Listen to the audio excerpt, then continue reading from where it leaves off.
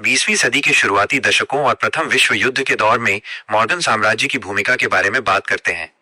Ron चेर्नो बड़े ही मर्मस्पर्शी और साक्ष्यों के साथ समझाते हैं कि 1913 में जेपी मॉर्गन के निधन के बाद कैसे उनके बेटे जैक मॉर्गन ने इस विशाल वित्तीय साम्राज्य की बागडोर अपने हाथों में संभाली। जैक मॉर्गन अपने पिता जितने रोबीले और आक्रामक नहीं थे, लेकिन वे बेहद शांत, अनुशासित और कूटनीतिक दिमाग के धनी थे। उनके आते ही दुनिया एक ऐसे मोड़ पर खड़ी हो गई जहां प्रथम विश्व युद्ध की शुरुआत होने वाली थी। लेखक बताते हैं कि जब 1914 में यूरोप में युद्ध का बिगुल बजा, तो ब्रिटेन और फ्रांस जैसे मित्र देशों के पास युद्ध के लिए जरूरी हथियार, रसद और सामान खरीदने के लिए पूंजी की भारी कमी हो गई। ऐसे समय में हाउस ऑफ मॉर्गन ने मित्र राष्ट्रों के आधिकारिक वित्तीय और खरीद एजेंट के रूप में काम करना शुरू किया। मॉर्गन बैंक ने केवल अमेरिकी निवेशकों से अरबों डॉलर का कर्ज जुटाकर यूरोप को ही नहीं दिया, बल्कि उन्होंने अमेरिकी कारखानों से हथियारों और खाद्य पदार्थों की खरीद की पूरी व्यवस्था भी संभाली। रॉन चेर्नो एक बेहद चौंकाने वाला सच उजागर करते हैं कि युद्ध के दौरान ब्रिटेन और फ्रांस द्वारा खरीदा जाने वाला हर दूसरा डॉलर मॉर्गन बैंक के दफ्तरों के जरिए ही गुजरता था।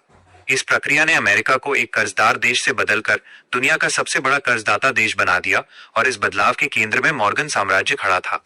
यहाँ से पुस्तक हमें उस दौर की तरफ ले जाती है जब मॉर्गन बैंक को अमेरिका की राजनीति और आम जनता के भारी गुस्से और विरोध का सामना करना पड़ा।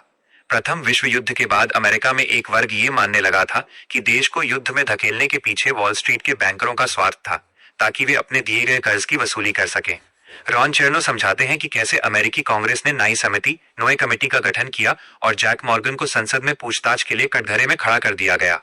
लेकिन जैक मॉर्गन ने अपनी गरिमा और तर्कों से यह साबित किया कि बैंक ने केवल अंतर्राष्ट्रीय व्यापार और देश के हितों के दायरे में रहकर काम किया था।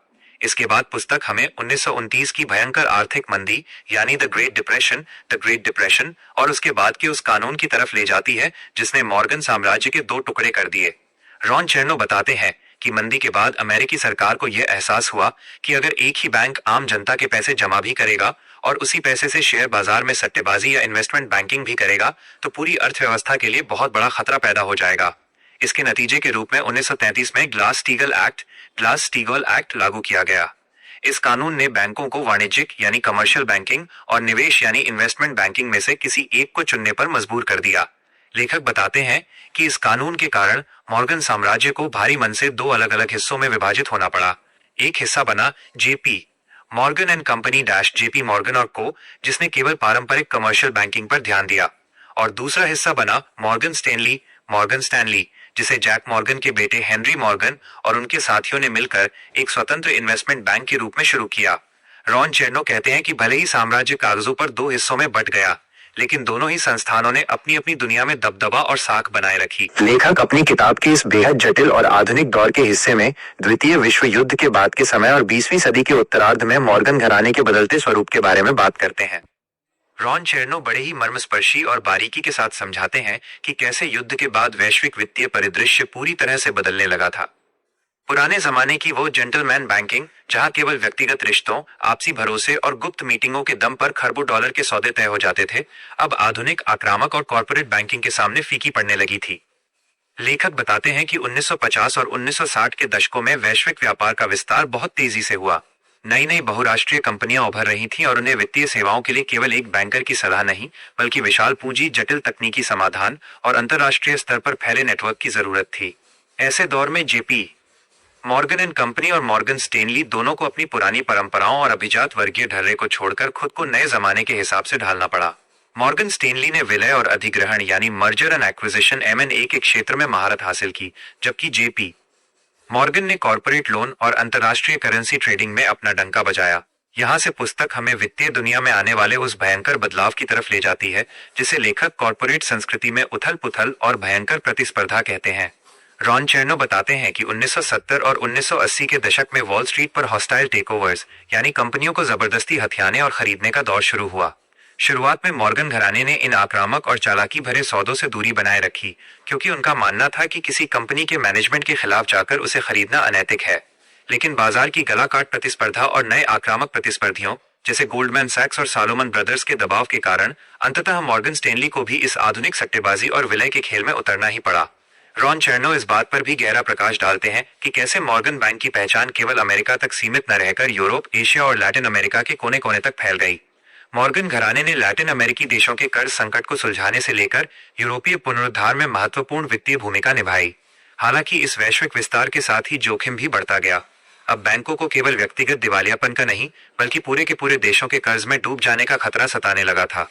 इसके बाद पुस्तक हमें मॉर्गन घराने के सबसे आधुनिक रूप यानी 20वीं सदी के अंत में हुए विलयों की तरफ ले जाती है।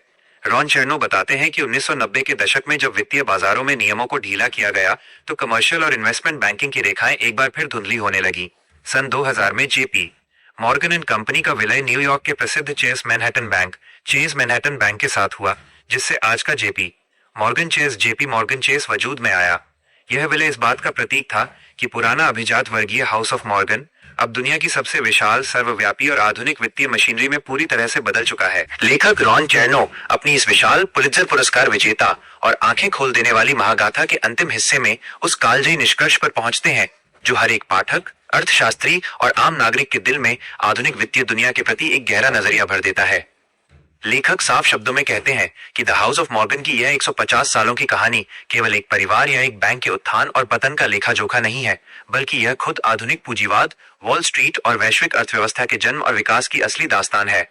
इस पूरी पुस्तक द हाउस ऑफ मॉर्गन का जो सबसे बड़ा और अमूल्य निष्कर्ष निकलता है वो ये है कि पूंजी और वित्तीय ताकत कभी भी केवल निष्पक्ष या बेअसर नहीं होती।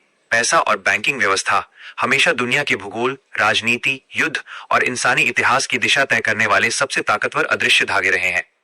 जे.एस. मॉर्गन की साख और अनुशासन से लेकर जेपी मॉर्गन के अखंड साम्राज्य तक और फिर ग्लास-स्टीगल एक्ट के विभाजन से लेकर आज के जेपी मॉर्गन चेस और मॉर्गन स्टेनली के वैश्विक रूप तक, इस घराने ने यह साबित किया कि वित्तीय अनुशासन और सही रणनीति से दुनिया के बड़े से बड़े साम्राज्य को बनाया और संचालित किया जा सकता है। आधुनिक वित्त की इस जटिल दुनिया को गहराई से समझिए, इतिहास के इन पन्नों से पूंजी और शक्ति के संतुलन का पाठ सीखिए और यह याद रखिए कि जो लोग अर्थव्यवस्था के बुनियादी नियमों और इतिहास को समझते हैं वही आने वाले भविष्य में अपनी आर्थिक आजादी और वित्तीय स्थिति को सुरक्षित रख पाते हैं। अपनी समझ को बढ़ाइए, दुनिया के बड़े बदलावों के पीछे छिपी वित्तीय ताकतों को पहचानिए और अपने जीवन में ज्ञान और दूरदर्शिता के साथ आगे बढ़िए। यह संपूर्ण the house of Morgan, an American banking dynasty and the rise of modern finance की डायरेक्ट, विस्तृत और आपकी सोच को बदलकर आधुनिक वित्तीय इतिहास तथा बैंकिंग जगत से रूबरू कराने वाली बुक समरी बिना किसी फालतू बात के यहाँ पूरी तरह समाप्त होती है। हमारे साथ इतिहास, अर्थशास्त्र और बैंकिंग के इस अद्भुत तथा ऐतिहासिक सफर में अंत तक बने रहने के लिए आप सभी का दिल से शुक्रिया। मिलते हैं अगली एक और शानदार और डायरेक्ट बुक समरी के साथ।